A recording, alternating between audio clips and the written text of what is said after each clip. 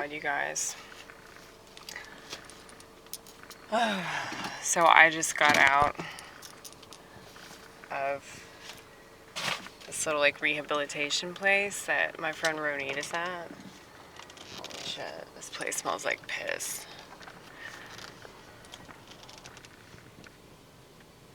I feel bad for the people that work here.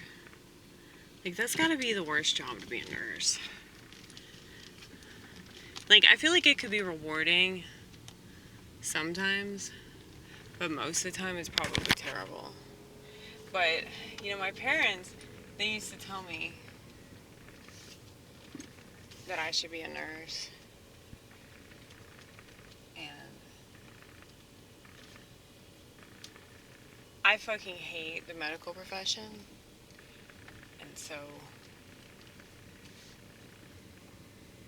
it was like a running joke for them to tell me that, because they know how much I hate doctors. And so I think I understand, though. I think I understand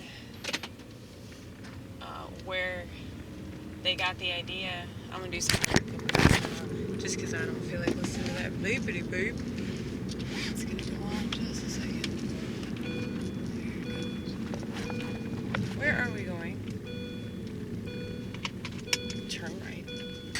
Okay.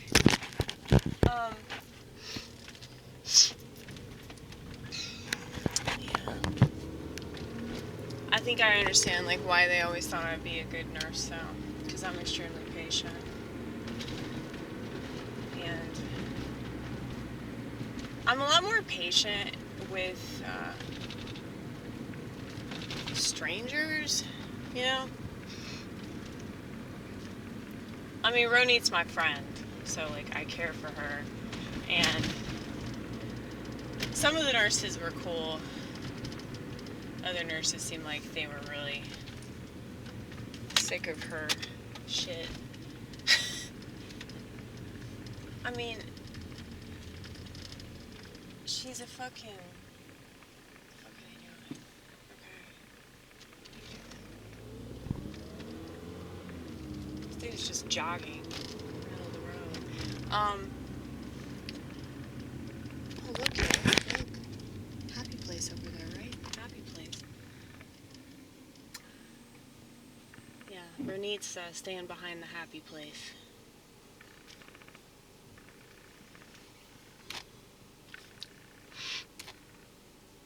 But yeah, she's an old cranky Jewish woman that lived in New York for long enough that I think that it's had a significant impact on her personality. Because, you know, there's a stereotype about Jews that, you know, they always get what they want. There's a reason for that. There's just the way they talk, you know? Like, literally, all the Jews I've ever met are this way. So when people get mad about that, that's dumb. You know, in certain ways that can be used for bad, but...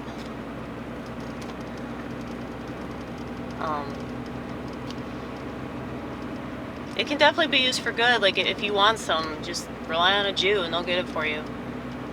I mean, she's just really demanding, you know? Really, really demanding. High maintenance. But I understand, though, because, I mean, she's in a terrible situation right now. You know, she's got all these rods in her, and the doctors say that she's not gonna,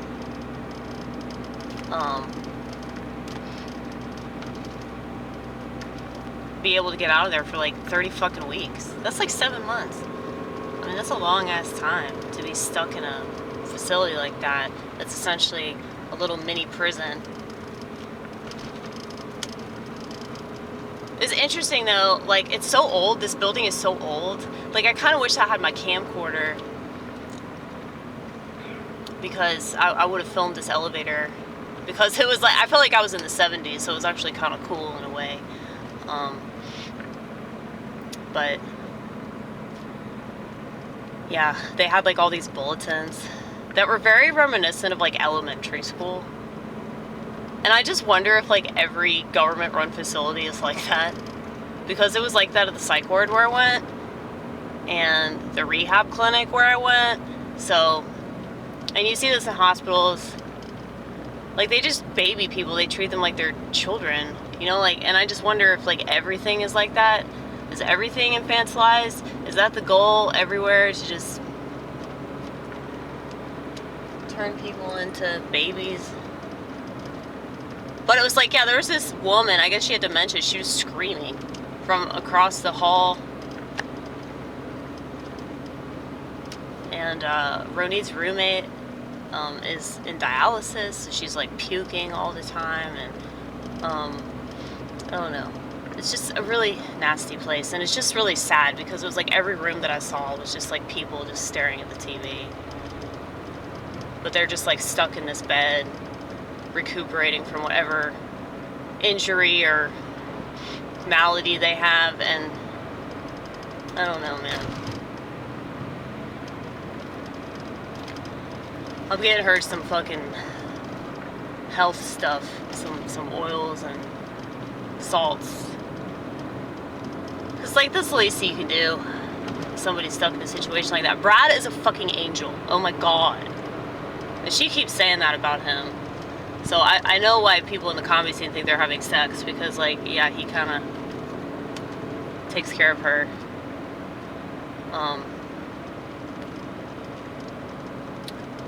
But he's bringing her all this food and Starbucks and shit like that. But I told her that she had the most lively room. Like, from what I saw, I was like, man, people are coming to see you at least. Because literally every single time I call her, she always has to like put me on hold because somebody else is calling her. So she's very popular.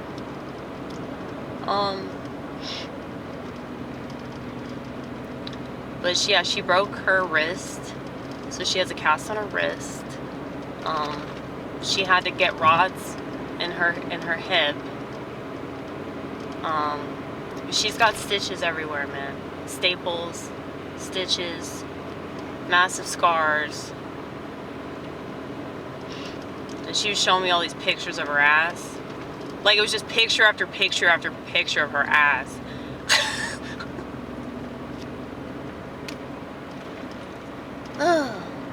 That's how much I love that bitch, okay? That I'm willing to just sit there. And like, y'all know how much I hate pictures. It's not just the phones, it's pictures in general. You know, like when people are like, hey, let me show you this. And I'm like, dude, I don't want to see this. Can't we just talk and be in the present moment? You know?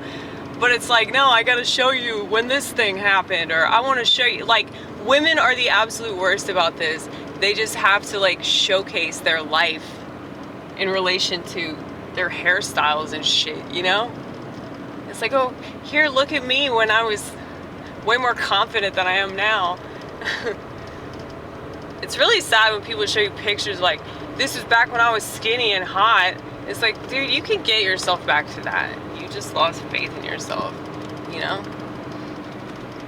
It's sad. It's like my mom does that, and she doesn't, you know, use her phone like that or anything. It's just like, I can tell that she has a lot of regrets. Like, she just reminisces on her old life and her old self, and it's like before she just gave it all up. And my mom, I forgot the condition that she has, but her feet are like completely swollen, and she's just like in a wheelchair. And if she's not in a wheelchair, she's using a walker. It's just really, really depressing. Because like, I remember when my mom was like hot, you know? And I mean, I don't mean that in a gross way, but I mean, you know, like when your parents are attractive and they looked a lot better than they do now, and they've just completely lost themselves, you know? And I know that that's how my dad looks at her too. And I know that she knows that's how he looks at her. So she has to internalize that to some extent. So I know that I talk about how like boomers don't have self-awareness. I think whatever self-awareness they have, they internalize it, and they don't ever talk about it because their generation is taught to like never talk about anything that's bothering them, but just to cover it all up, and then they just like watch TV to distract themselves, or whatever they're interested in.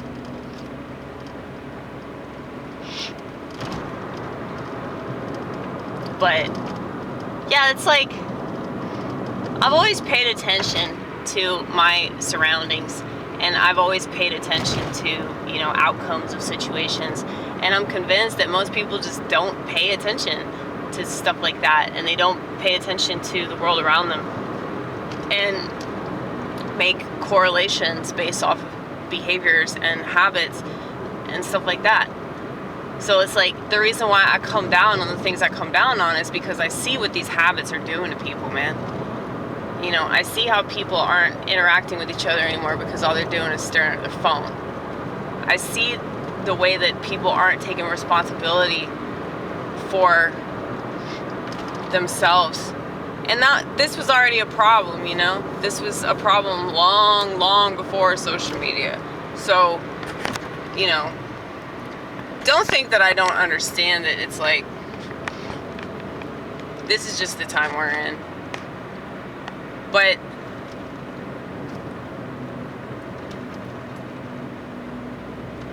it's like, if you want to solve a problem, you have to understand it. And if the problem is a lack of health, whether that's physical, mental, emotional, it's all spiritual. If you look at it from that perspective, you'll be able to solve the problem. Because it's your spirit that will pull you out of all of that. I mean, Ronnit, she's doing all these exercises with her legs because she wants to get the fuck out of there. And I guarantee you, she'll probably be out of there in half the time that her doctor predicts, because, you know, she's just a fighter, you know? And she has MS, and she walks, and the whole reason why she has MS is because she was injured by something that she was forced to take in the Israeli army, and immediately after she took it, she developed MS, and she couldn't walk, and she was like fucking paralyzed, you know? So the fact that she pulled herself out of that with yoga and meditation and a lot of hard work just kind of proves that, like, you know, with the right mindset, you can pull yourself through anything, you know? Like, she doesn't even want to take her pain medication because it's just making her itch. I'm like, yeah, that's what opiates do. Like, they're really not even that effective with, I mean, it's just a side effect. I mean, I know that's a side effect regardless. Like, opium makes you scratch a lot. But, yeah, she would just rather not do that unless it's, like, just unbearable. But, yeah, I mean, a lot of people are fine with just taking pills for the rest of their life. Whether they have a physical problem or a mental problem, they're fine with taking pills. And, you know, those people are just, they're weak-minded. I'm just going to say that, they're weak-minded. Because they don't want to anticipate a point in their life where they won't be needing that. It's like they've given up in a way. Yeah, they have. And like that is how I see people that do that. It's like, yeah, they give up on themselves. It's like, I have this friend of mine who's on an antidepressant. And anytime that she doesn't have an adequate supply of her so-called medicine, she has horrible headaches and she shakes. And it's like, I know that she had a really hard time coming off alcohol and meth and like all this stuff that she was on. And it's just crazy because, like, the stuff that she's doing now is actually worse, you know? And I don't want to say that to her because that's so discouraging, you know? It's like, oh, well, you know, those 2 years of sobriety that you have, like, fucking worthless because you won't stop vaping, you know? It's like, I don't want to be that much of a sourpuss. But it's like, she's going to have a way harder time coming off an antidepressant if she ever does.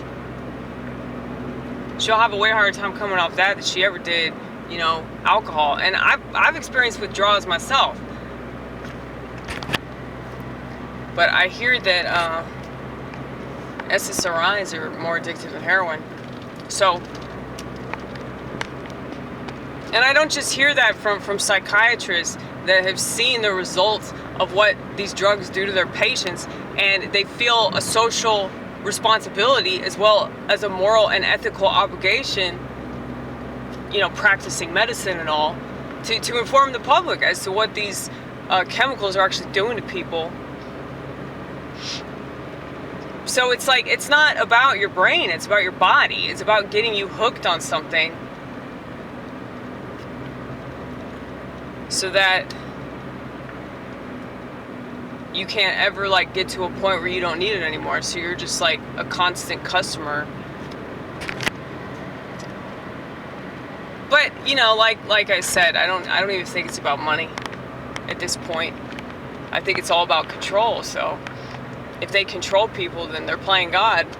They convince people to do something that's not in their best interest. But it's not just like, oh, they're convinced by this medical profession.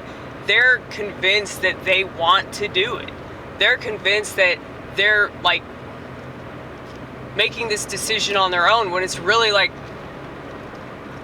society and like the social contagion of mental illness, the social contagion of this is what we do, and this is what we look down on in society, you know? Because I feel like a lot of the people that take medications is because of social pressure, because they don't want to be one of these crazy people that refuses to balance themselves out in any kind of way, even though that's not actually happening. But there isn't that kind of pressure with physical problems, though. There's only that pressure with mental problems, you know?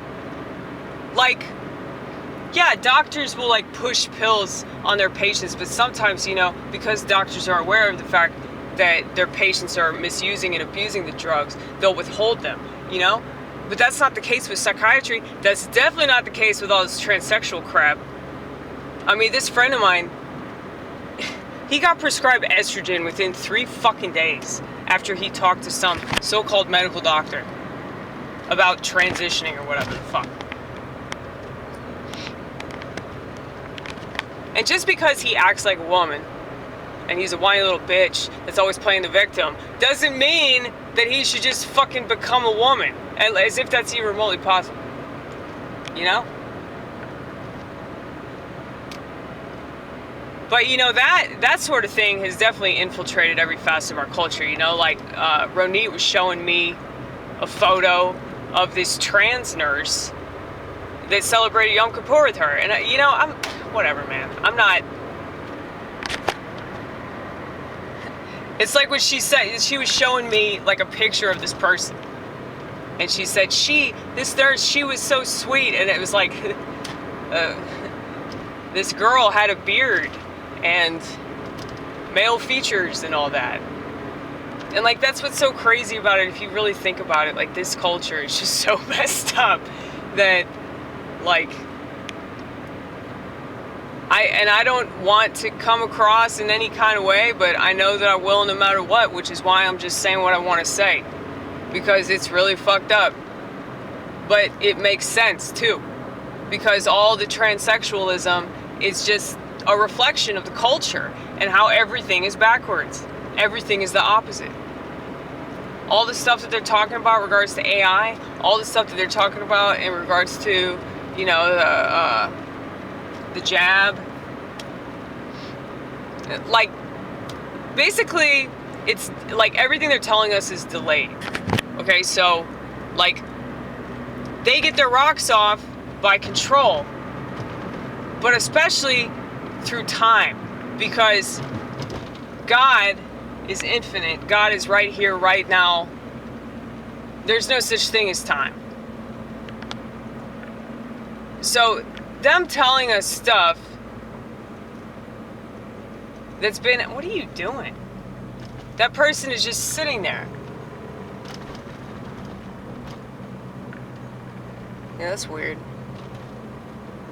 You think they're a cop? No, they're not a cop. They're an Uber driver. You can tell because they have a little thing in their dashboard. Maybe they just don't know where they are, perhaps. Well, because they were in the left turn lane, and they had the green arrow, and they were just sitting there. Maybe they're drunk. A drunk Uber driver? That would be kind of cool, actually. I advocate for that, because then there'd be less people using Uber. That would be a good thing. That would be a good thing for society. Anyway, y'all know how much I hate technology. Don't expect me to have any opinion that's going along with technology, okay? Anyway, what was I saying? I feel like I was on a roll. I feel like I was saying something really important, but maybe I wasn't. Maybe I'm just lying to myself.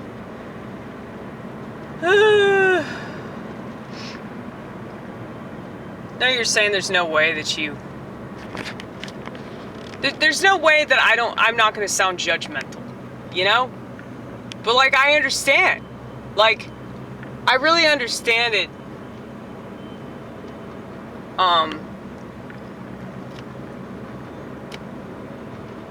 To the extent that I feel like I could convince people to go the other way.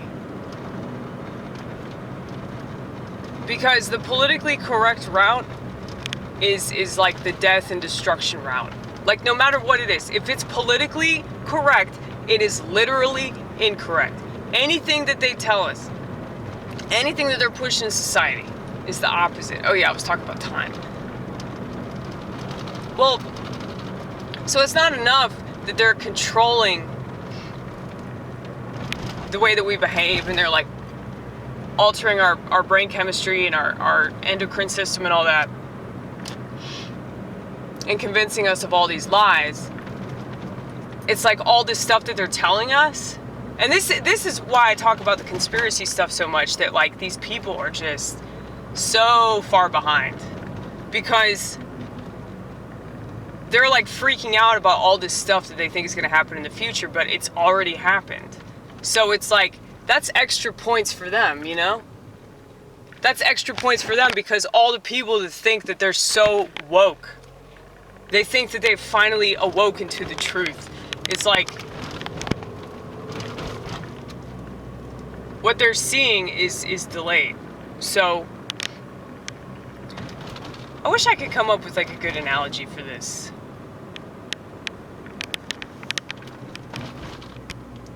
Have you guys seen the movie Speed?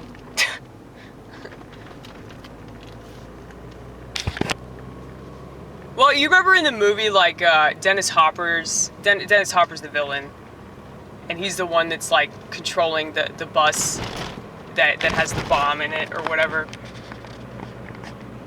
And like, what is it, Keanu Reeves?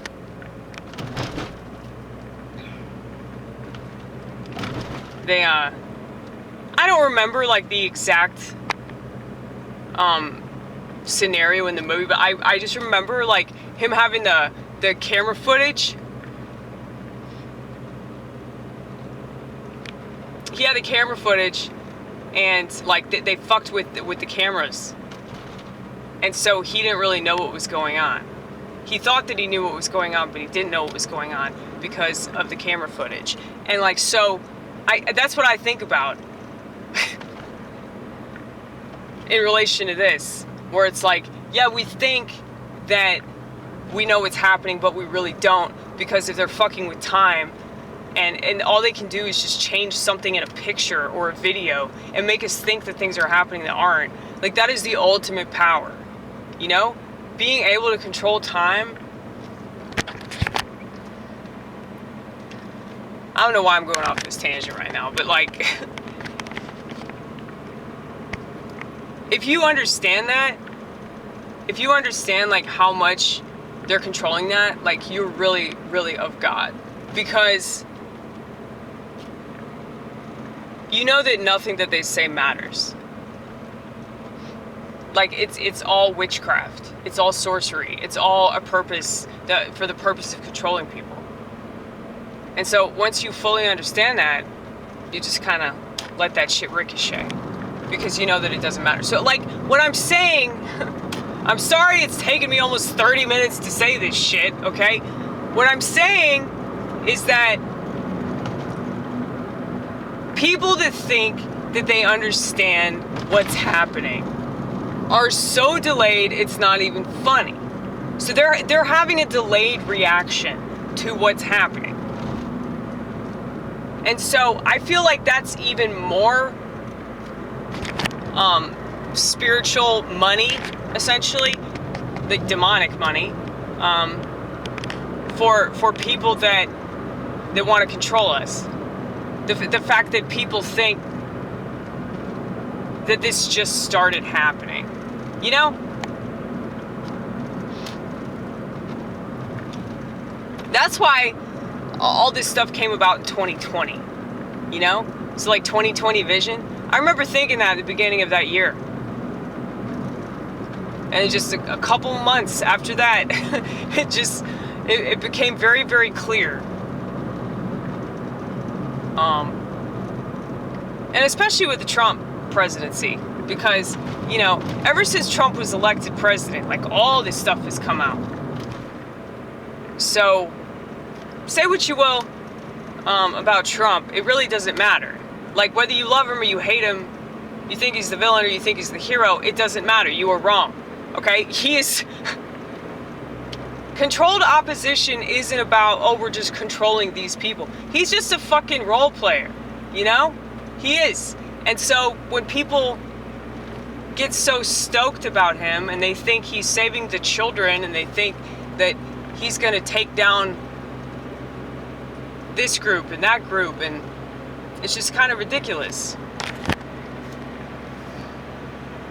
It's kind of ridiculous that they put so much responsibility on one motherfucker. They promised to drain the swamp and, you know, he couldn't even fucking wrestle an alligator. You know, like that's kind of like how I see him. Like, even though, you know, as an icon, I still think he's pretty amazing.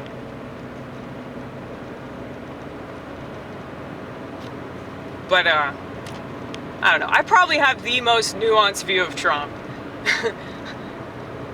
It's way more nuanced than anybody else you're going to find in America, because people are so convinced of some narrative about him. But he's a very perplexing figure. But anyway. Yeah, so people that think that they've woken up, people that think that they know the truth. You know, if you don't know that the people that run the show are going by the Bible, then you really don't fucking know.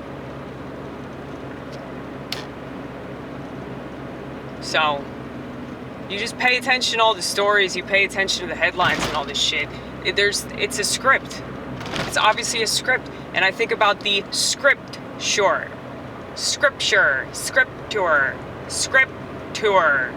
Script tour. I need to shut up.